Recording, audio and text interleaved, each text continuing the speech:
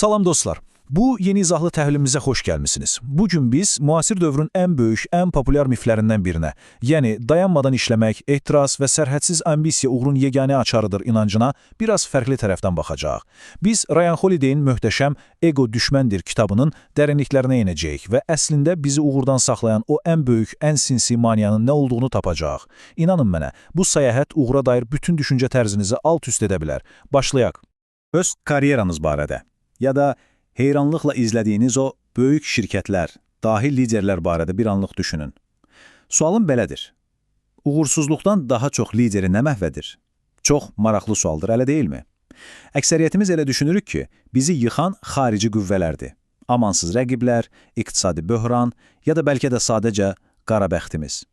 Lakin tarix və aparılan təhqiqatlar tamamilə başqa bir mənzərəni ortaya qoyur. Ən böyük təhlükə heç vaxt kənardan gəlmir. O düz içərimizdədir. Baxın, Ryan Holiday'in sözləri ilə desək, əsl düşmən məhz budur, ego. Amma burada çox incə bir məqam var, gəlin bunu aydınlaşdıraq. Biz Freud'un dediyi o mürəkkəb psixoloji egodan və ya insanın inkişafı üçün vacib olan sağlam özgüvəndən danışmırıq. Xeyr, söhbət öz əhəmiyyətimizə olan o qeyri-sağlam inancdan gedir, təkəbbürdən. Dünyanın ancaq bizim ətrafımızda fırlandığını düşünən o egosentrik ambisiyadan. Əsl özgüvən reallığa və əsl bacarıqlara əsaslanır. Düzdür, ego bizi sadəcə şirin bir xəyallar aləminə sürükləyir. Qısaca bugün nələrdən danışacağımıza baxaq. Əvvəlcə əsl düşməni tanıyacağıq, sonra həyatımızın 3 fərqli mərhələsində egonun necə işlədiyini görəcəyik, canatma, uğur və uğursuzluq mərhələlərində, sonda isə ən vacibi egonun idarə etmə sistemini öyrənəcəyik. Beləliklə, birinci hissə.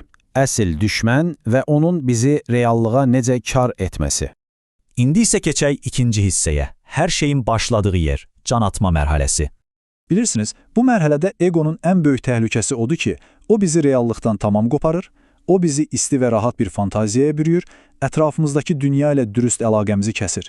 Reallığı görə bilməyən birinin isə onsuz da iləri getmə şansı yoxdur. Xüsusilə indiki sosial media dövründə. Fikir verin, hamımız danışmağa, planlarımızı, hədəflərimizi bütün dünyaya elan etməyə çox meyilliyik. Çünki bu, beynimizə çox sürətli bir dopamin verir. Elə hiss edirik ki, artıq nəsə əldə etmişik. Amma Holiday bizi çox ciddi xəbərdar edir. Danışmaq sadəcə enerjimizi tükədir. Real nailiyyət tam başqadır. O, səssiz, çətin, kimsənin görmədiyi o yorucu işi oturub görməyi tələb edir. Burada gəlin daha bir populyar mifi qıraq. Bizə uşaqlığından deyirlər ki, nə edirsən et, təki etirazlı ol. Amma əslində etiraz çox vaxt nəzarətsiz bir duyğudur. O, yanan bir alov kimidir, bizim şəxsi qərəzlərimizi və hətta zəifliklərimizi gizlədir. Onun əvəzinə bizə nə lazımdır? Məqsəd. Məqsəd reallığa əsaslanır. O daha sakit, ölçülüb biçilmiş, bir növ stoik bir yanaşmadır. Etiraz sizi kör edib yoldan çıxara bilər, amma aydın bir məqsəd, o sizə hara getdiyinizi çox dəqiq göstərəcək. Yaxşı, bəs nə edək?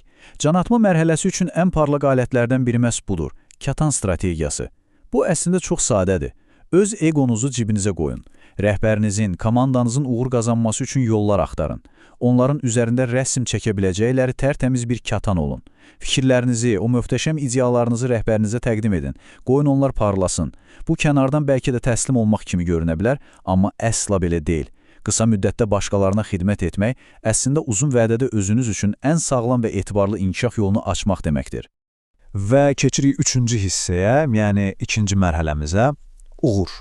Hədəflərimizə çatdıq. Möhtəşəmdir, amma qəribədir ki, məhz bu an biz ən zəif nöqtəmizdə oluruq.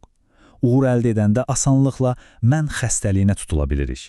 Düşünürük ki, biz xüsusiyik, seçilmişik, qüşşursuzuq. Booker T. Washington'un bu sözlərinə diqqət yetirin. Əsl peşəkarlar özləri haqqında o saxta dailik əfsanələrinə inanmırlar. Onlar lovğalanmırlar. Ən böyük uğurun zirvəsində belə onlar ömürlük bir tələbə kimi qalmağı bacarırlar. Həqiqi liderlik məhz bu sakitliyi, bu nəzakəti tələb edir. Xüsusən də ətrafınızdakı hər kəs sizi ayaqüstü alqışlayanda.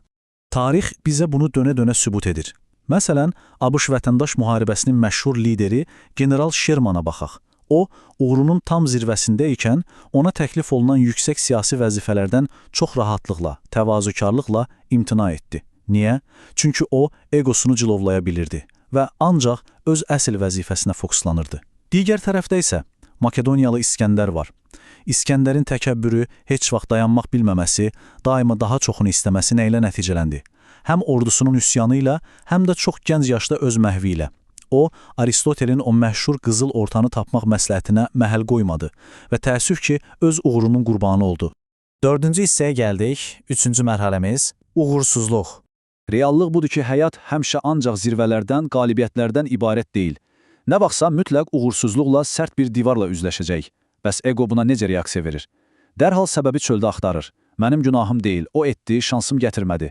Bu bizi sadəcə acıqlı, kinli birinə çevirir. Amma Holiday burada bizə çox güclü bir konsepsiya təqdim edir. Canlı zaman.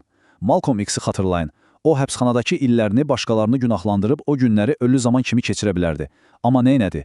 Kitabxanaya girdi, oxudu, özünü inkişaf etdirdi və o dəhşətli illəri canlı zamana çevirdi. Oradan isə tarixi bir lider kimi çıxdı.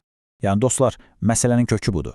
Uğursuzluğun o qaranlıq çuxurundan çıxmağın tək yolu kənardan başqalarından təsdiq axtarmağı tərcih etməkdir. Başqalarının nə dediyini boş verin. Sizin öz daxili vicdanınız nə deyir? Öz daxili qiymətləndirmə şkalasınızı yaradın. Gecə başınızı yastığa qoyanda özünüzə bircə bu sualı verin. Mən həqiqətən əlimdən gələnin ən yaxşısını etdimmi? Əgər cavab səmimi şəkildə bəlidirsə, o zaman nəticənin nə olmasından asılı olmayaraq, siz artıq egonun tələsindən xilas olmusunuz deməkdir. Beləliklə, gəldik 5-ci və ən praktik hissəyə, egonun idarə etmə sistemi. Biz artıq bu 3 mərhələni tanıyırıq. Bəs bunları gündəlik həyatımıza necə tətbiq edik? Baxın, qarşınızdakı bu cədvəl əsl xilas edicidir. Bu, Holiday'in bütün analizinin xülasəsidir. Əgər istəsəniz, ekranı dondurub bu cədvəlin şəklini çəkə bilərsiniz. O sizə həyatınızın hansı mərhələsində egonun necə maskalandığını və onu hansı dəqiq strategiya ilə darmadağın edə biləcəyinizi göstərir. Biz həyat boyu egomuzu balansda saxlamaq, hər zaman öyrənməyə açıq qalmaq üçün başqa nə edə bilərik? Döyüş sənətləri əfsanəsi Frank Shamrock'un bu sadə, amma bir o qədər də effektiv sisteminə baxaq. Plus, minus, bərabər. Bu elə bir mexanizmdir ki, o sizi hər tərəfdən əhatə edir, gərəksiz qururunuzu sındırır və daimi inkişafınızı təmin edir. Gəlin sistemin necə işlədiyinə baxaq. Sizin həyatınızda hər zaman bir plus, yəni bir müəllim olmalıdır. Sizdən daha təcrübəli, sizi daima tələbə mövqeyində saxlayan biri. Eyni zamanda bir minus olmalıdır. Sizin öz biliklərinizi ötürə biləcəyiniz, nələri həqiqətən öyrəndiyinizi test edən, daha gənc və ya təcrübəsiz biri. Və əlbəttə bir bərabər lazımdır. Sizinlə eyni səviyyədə olan, hər gün sizə meydan oxuyan, sizinlə rəqabət aparan biri. Əgər həyatınızda bu 3 rol varsa, inanın mənə, egonuz heç vaxt özünü yalandan hamıdan üstün hiss edib gizlənə bilməyəcək.